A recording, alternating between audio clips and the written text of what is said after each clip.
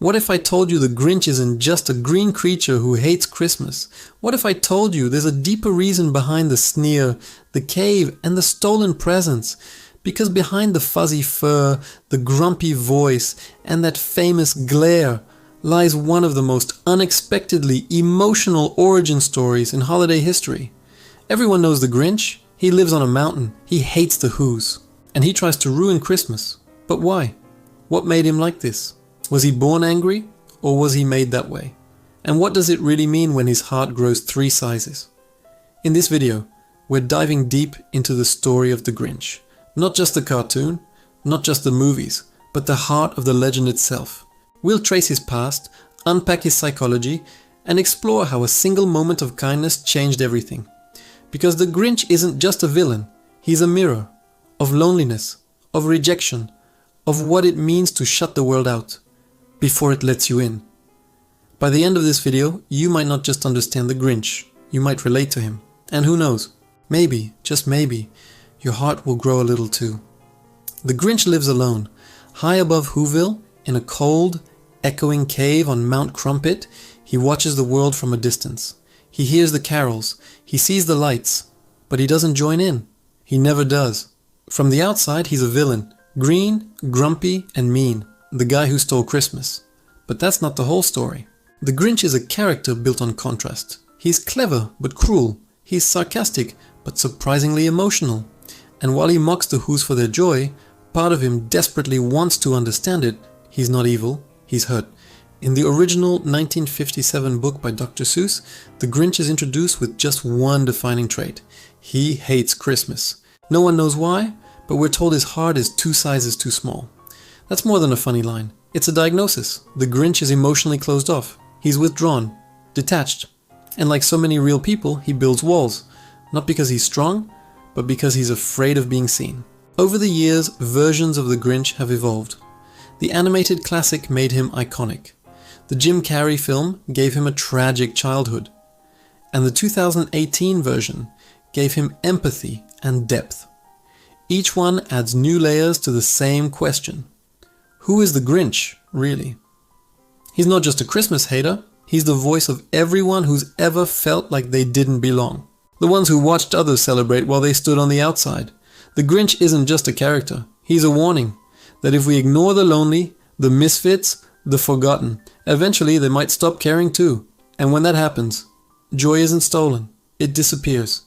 The Grinch didn't just wake up one day and decide to ruin Christmas. There was a reason. There was always a reason.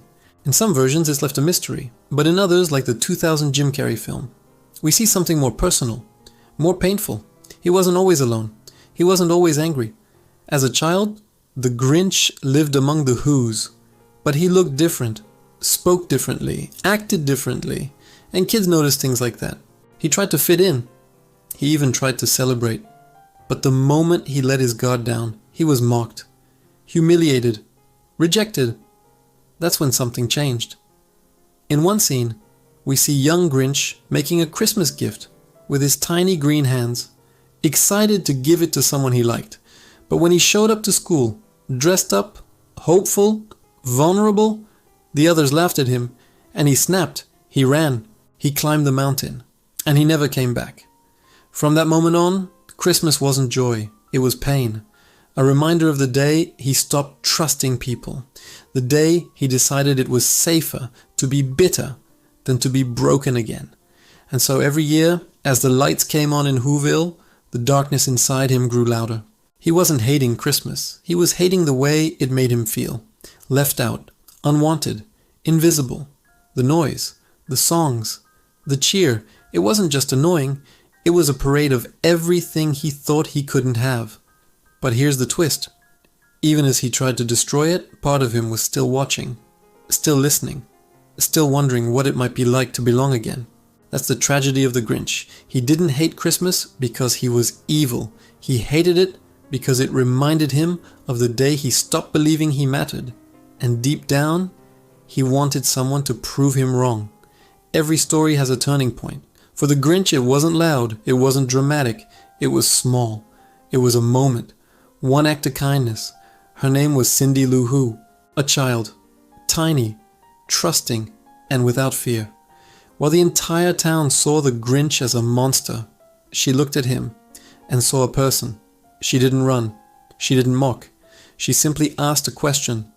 Why are you taking our Christmas tree? And that moment shook something loose. He made up a lie, sure, but the fact that she asked, not with fear, but with curiosity, planted a seed. For the first time in years, someone had seen him. Not the monster, not the legend, just him. That seed grew. Later, when he's stolen every gift, every light, every crumb of Christmas joy, he stands on the mountain, triumphant. Whoville should be devastated. But they're not. The Who's come together. They sing. No gifts, no feast, no decorations, and still, they sing. That's when it hits him. Christmas was never about the stuff. It was about connection. It was about love. The Grinch expected rage, sorrow, chaos. Instead, he got harmony, unity, forgiveness. And in that moment, his heart breaks open. He feels it, really feels it. His heart grows 3 sizes. It's the most powerful metaphor in the entire story, because change doesn't always come from punishment or revenge. Sometimes it comes from being included. Sometimes it takes one person saying, "You matter." And that's what Cindy Lou Who did. She reminded him that he wasn't beyond saving, that even the coldest heart can feel again. The Grinch didn't change because of fear. He changed because of hope. And when he raced down that mountain, returned every gift, every ornament, every last bit of stolen cheer, it wasn't just redemption, it was rebirth. That day, the Grinch didn't just return Christmas. He reclaimed a part of himself, the part that believed joy was still possible, the part that remembered what it felt like to belong. Redemption doesn't always come with applause. Sometimes it starts with a quiet decision, to do the right thing, even when no one expects you to. The Grinch could have run. He could have kept everything he stole, stayed in his cave, convinced himself he didn't care. But he didn't. He turned around. He carried the sleigh, full of stolen joy, down the snowy cliffs of Mount Crumpet. That image alone is powerful. The villain, now struggling under the weight of the very thing he tried to destroy, bringing it back to the people who never stopped singing. He returns the gifts.